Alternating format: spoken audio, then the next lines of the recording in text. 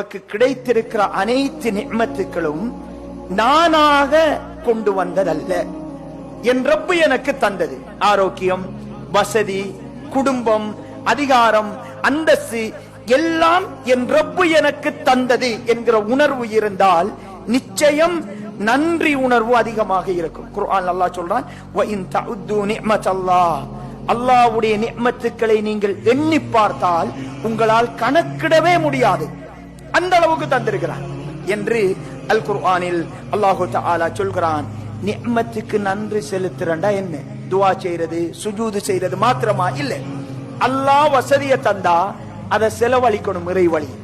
அதான் நன்மை செலுத்துதல், நன்றி செலுத்துதல். அல்லாஹ் அறிவை தந்தா மக்களுக்காக அதை பயன்படுத்தணும்.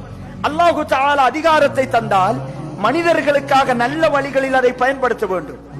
இப்படி எங்களுக்கு தரப்பட்ட நிஅமத்துக்கள் தொடர்பாக விசாரிக்கப்படுவோம். அதற்கு எப்பொழுதும் நன்றி உள்ள அடியார்களாக இருக்க வேண்டும்.